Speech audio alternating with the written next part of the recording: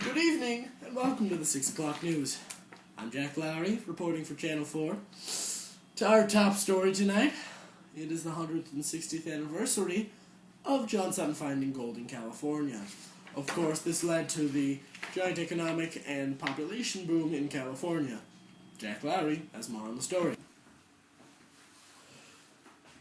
Thank you, Jack.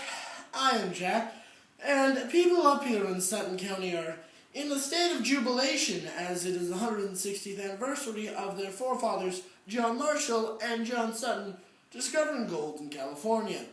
Here to talk about it is my colleague, Lumberjack Jack. Jack? Thank you, Jack. My name is Jack. I'm a lumberjack, naturally. I grew up by Sutter's Mill, and I'd love to give you a brief history of what went down there.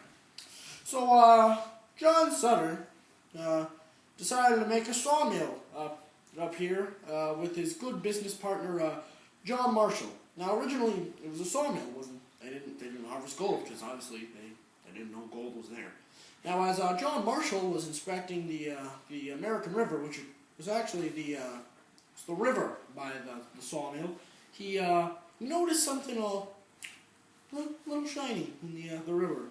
He thinks it's gold. Now this is the thing that always wows people, is that it was actually John Marshall and not John Sutter who discovered gold in California.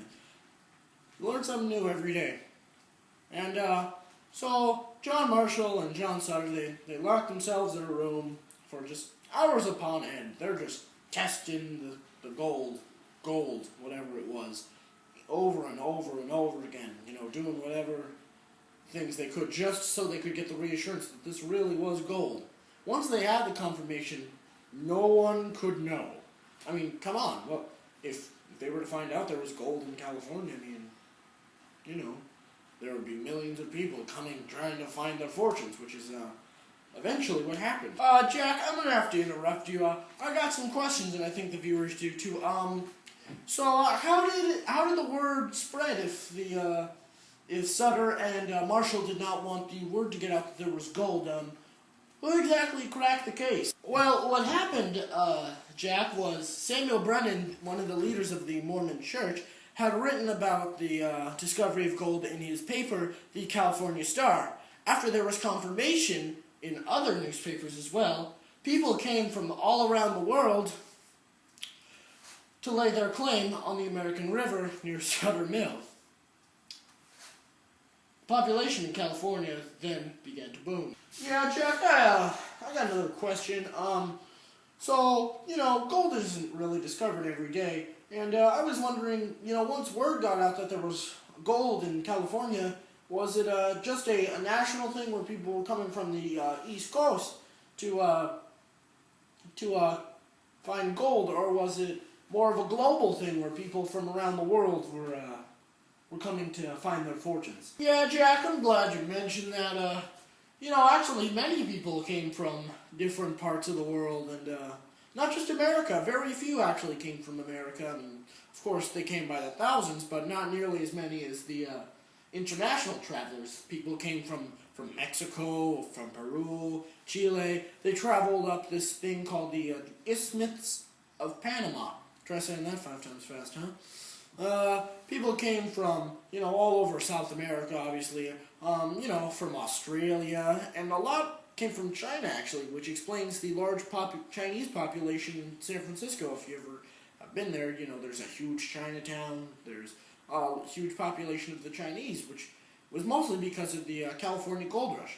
Now, by 1849, the 49ers, obviously, over 100,000 people had come to California, which was, incredibly fast. Back also, I forgot to mention this, is, California, wasn't the only state that brought gold. Alaska, there was the Klondike, that brought much gold up to get, Alaska, many people went up there. That was a huge risk, because it was a lot colder than California, And, gold lives on today in California. I mean, obviously, we're the Golden State. There's the Golden Gate Bridge, the Golden State Warriors. I mean, there's nothing really, the flowers, the golden pappy, right? Golden pappy? Yeah. Gold lives on, and it really gave everyone hope that there was a place in the world where, there was gold, warm climate, really just a great place where you could start your life over and just have a new beginning. Yeah. Jack, I'm sorry I keep having to interrupt you, but, I actually, done a little research, and I found that, John Sutter, after he found gold, wasn't exactly happy. He originally came to make the mill because he wanted to make a utopian society, which was very common back then. But once gold was discovered, everyone came, and he actually had to sell his land to because he was going to go bankrupt. And he actually eventually written an article that all of his plans, because of gold, were destroyed. They always say, money can't buy happiness, and I think this is, this is the epitome of that saying. Yeah, Jack, I'm glad you brought that up.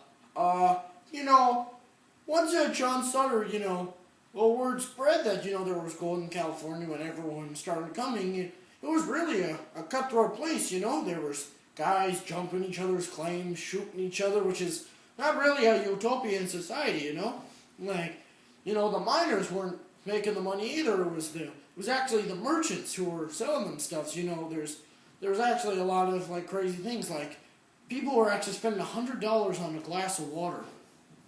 It's a true story. I mean, you pay $40 for a blanket, $1 for an egg. One egg, not a dozen eggs, one egg. That's insane. And $100 for boots. It was a cutthroat place back then, and most miners, they ended up just going home because, they were depressed, they were lonely, because they were just by themselves on the claim, they weren't making money, they were depressed, they were bankrupt. Most of them actually either formed into larger mining companies, or they settled down and became a merchant, or, of course, they went home. It was actually very sad. Very few miners actually made actually huge bank off of this. It was mostly large mining companies and merchants. Jack, I'm sorry, that is all the time we have. That was so informative. I thank you. I smell local Emmy all over this report. Jack, back to you. Truly an inspiring story. I know I learned something. Well, that's going to do it for us today at the Channel 4 News. I'm Jack Lowery, signing off saying, you stay classy.